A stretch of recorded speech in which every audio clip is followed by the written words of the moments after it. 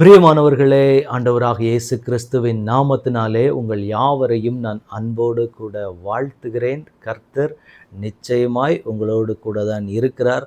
சூழ்நிலைகளை பார்த்து நீங்கள் சோர்ந்து போகாதபடிக்கு, ஐயோ இப்படிப்பட்ட காரியங்கள், இழப்புகள், போராட்டங்கள் மத்தியிலே நான் போய்க்கொண்டிருக்கிறேனே, என் சூழ்நிலை மாறுமா? என் வாழ்க்கையின் இருக்கிற இந்த இருள் என்னை விட்டு நீங்கினால் நலமாய் இருக்கும்னு சொல்லி ஜெபித்து கொண்டிருக்கிற தேவ பிள்ளைகளே, சோர்ந்து போகாதிருங்கள். நிச்சயமாக தேவன் உங்கள் துக்கத்தை சந்தோஷமாய் மாற்றி தேவன் உங்களை மகிழ பண்ணுவார். இன்றைக்கு கர்த்தர் நம்மோட பேசுகிற ஒரு வார்த்தை என்னவென்றால், யோபுவின் புஸ்தகம் 29ஆம் அதிகாரத்தினுடைய 2வது வசனம். சென்று போன மாதங்களிலும் தேவன் என்னை காப்பாற்றி வந்த நாட்களிலும் எனக்கு உண்டாயிருந்த சீர் இப்பொழுது இருந்தால் நலமாயிருக்கும். இந்த வார்த்தையை கேட்கிற எனக்கன்பான தேவனுடைய பிள்ளைகளே, இது வேதனையினுடைய உச்சத்திலே ஒரு யோபுவனுடைய ஒரு கதறல்.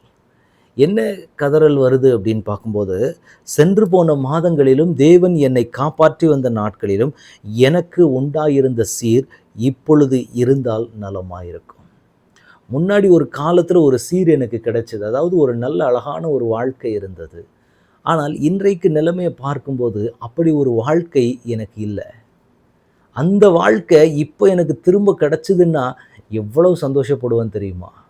இதை இந்த பக்தர் கதறுகிற ஒரு கதறல். ஒருவேளை நாமளும் போய்கொண்டிருக்கிற பாதையில் ஒரு காலத்தில் எங்கள் குடும்பம் எவ்வளோ சந்தோஷமாக இருந்த குடும்பம் தெரியுமா?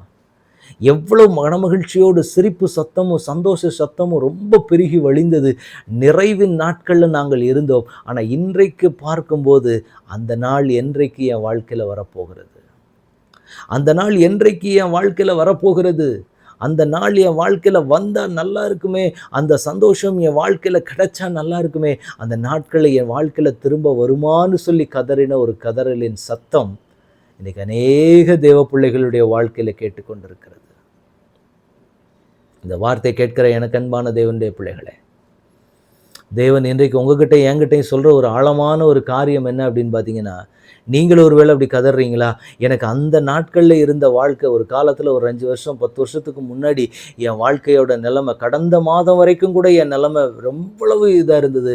இன்றைக்கி நிலைமையை பார்க்கும்போது ரொம்ப பரிதாபமான ஒரு நிலைமையில் நான் நின்று கொண்டு இருக்கிறேன்னு சொல்லி கதற ஒரு நிலைமையில் நீங்கள் இருப்பீங்கன்னா, இன்றைக்கு கர்த்தர் தன்னுடைய வார்த்தையை கொடுத்து உங்களை பலப்படுத்த விரும்புகிறார்.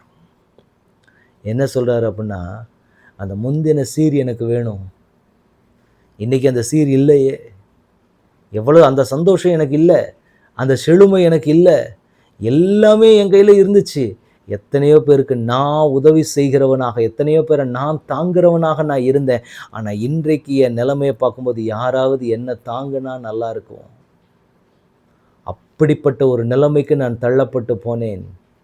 இதுதாங்க யோபுவினுடைய கதல். ஒருவேளை இந்த வார்த்தை கேட்டுக்கொண்டிருக்கிற நீங்களும் ஒருவேளை அப்படிப்பட்ட சூழ்நிலைமையில் இருப்பீங்க அப்படின்னா, உங்களோட தான் இன்றைக்கு கர்த்தர் பேசுகிறார். அந்த சீர் எனக்கு வேணும், அந்த சந்தோஷம் எனக்கு வேணும்.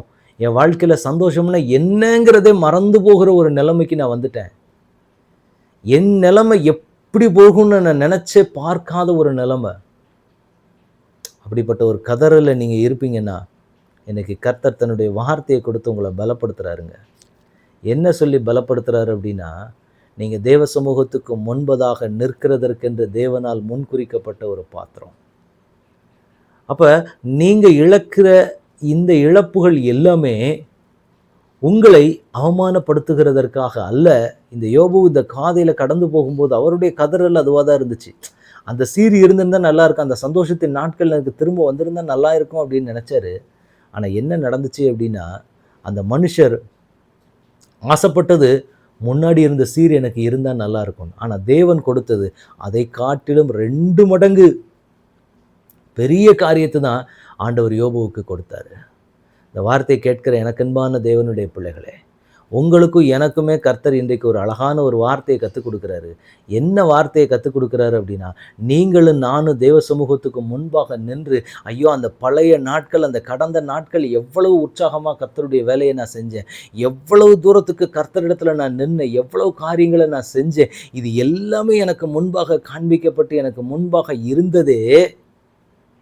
அப்படி ஒரு வாழ்க்கை நான் வாழ்ந்துக்கிட்டு இருந்தேனே, இன்னைக்கு என் நிலைமையை பார்க்கும்போது ஒன்றுமே இல்லைங்கிற ஒரு ஸ்டேஜில் நான் மாறிட்டேன்னு சொல்லி கதறுகிற எனக்கன்பான தேவ பிள்ளையே, கர்த்தர் சொல்றாரு, யோபுவுக்கு அந்த சீர் எனக்கு கிடைச்சா போதும்னு நினைச்சாரு. ஆனா கர்த்தர் அவருக்கு கொடுத்தது என்னன்னா, அந்த சீரை பாட்டிலும் 2 மடங்கு அதிகமாய் கொடுத்து அவரை தேவன் ஆசீர்வதித்தாரே. இன்றைக்கு உங்களை கைவிடுவார்ன்னு நினைக்கிறீங்களா? உங்களை அப்படி விட்டுட்டு ஆண்டவர் போயிடுவாரா? அதற்காக தான் உங்களை அழைத்தாரா? அதற்காக தான் உங்களை தேவன் தெரிந்தெடுத்தாரா?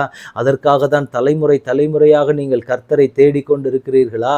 இந்த வார்த்தையை கேட்கிற தேவ ஜனமே, சோர்ந்து போகாதிருங்கள். கர்த்தர் உங்களுக்காக ஒரு பெரிய ஆரம்பத்தை, ஒரு பெரிய ஆசீர்வாதத்தை, ஒரு பெரிய துவக்கத்தை வைத்திருக்கிறார். அது முந்தின சீரை போல அல்ல, அதை காட்டிலும் 2 மடங்கு அதிகமாக பெருக்கத்தை கொடுக்கக்கூடிய அந்த சீரை கர்த்தர் உங்களுக்கும் எனக்கும் கொடுத்து நம்மை நிறைவாய் ஆசீர்வதிக்கிற ஒரு அழகான தேவனை நாம் ஆராதித்துக் கொண்டிருக்கிறோம் என்பதை நாம் ஒரு நாளும் ஒவ்வொரு தேவ பிள்ளையும் மறக்காமல் இருக்க வேண்டியது அவசியமாக இருக்கிறது.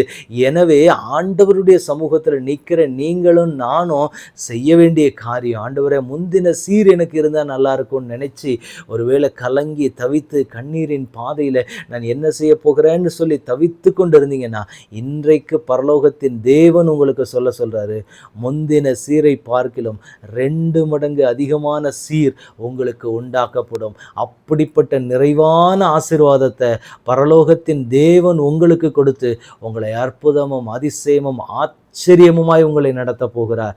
ஏனென்றால் நீங்கள் ஆராதிக்கிற தேவன் வல்லமை உள்ளவர், நீங்கள் ஆராதிக்கிற தேவன் ஜெயம் கொடுக்கிறவர். அவர் ஜெய கிறிஸ்து. அவருடைய நாமத்தினால என் இயேசு கிறிஸ்து எனக்காக எல்லாமே செய்வார்னு இன்னைக்கு அறிக்கையிடுங்க. நிச்சயமா இயேசு கிறிஸ்து உங்க வாழ்க்கையில ஒரு பெரிய காரியத்தை செய்து உங்களை மகிழ பண்ணுவார். இப்போ நம்ம ஒப்பு கொடுக்கலாமா? ஜெபிக்கலாமா? தகப்பனே, உம்முடைய கரத்தில் ஒப்பு கொடுக்கிறோம். அன்றைக்கு யோபு தேவ சமூகத்தில் நின்றதை போல ஆண்டவரே, கடந்து போன நாட்களிலும் சென்று போன மாதங்களிலும் தேவன் எனக்கு எப்படிப்பட்ட ஒரு போராட்டத்தில் இருந்து எவ்வளவு செழிப்பாக வாழ்ந்தனா, இன்னைக்கு இவ்வளவு பெரிய போராட்டத்தில் நிற்கிறேனேன்னு சொல்லி கதறினது போல இந்த வார்த்தை கேட்குற எத்தனை பிள்ளைகள் கதறாங்களோ அந்த பிள்ளைகளை ஒரு விஷயம் நீங்கள் கண்ணோக்கி பாருங்க ஆண்டவரே. அந்த பிள்ளைகளுக்கு வேண்டிய சீர் உண்டாவதாக, அந்த நற்சீர் உண்டாவதாக, அந்த இக்கட்டு எல்லாம் மாறட்டும். எல்லாவற்றிலையும் பரலோகத்தின் தேவனுடைய அபிஷேகத்தின் கரம் பலமாயிருந்து நடத்தும்படி நாங்கள் ஒப்பு கொடுக்குறோம் ஆண்டவரே. அதுக்கு விரோதமாய் கொக்கரிக்கிற எல்லா சத்துருக்களின் வல்லமைகள், எல்லா சத்துருக்களின் கிரியைகள் இயேசுவின் நாமத்தில் முறியடிக்கப்படட்டும். உங்கள் கரத்தில் அப்படியே எங்களை அர்ப்பணிக்கிறோம் ஐயா, எங்களை அப்படியே அர்ப்பணிக்கிறோம். அன்றைக்கு யோபுக்கு 2 மடங்கு பலன் கொடுத்து ஆசீர்வதித்தவர் நிச்சயமாக எங்கள் வாழ்க்கையிலையும் பெரிய காரியங்களை செய்வீர் என்பதை நாங்கள் விசுவாசிக்கிறோம். தடைகளை உடைங்க, சூழ்நிலைகளை மாற்றுங்க. இயேசு கிறிஸ்துவின் நாமத்தில் ஜெபம் கேளும் எங்கள் நல்ல பிதாவே. ஆமேன், ஆமேன், ஆமேன். God bless you.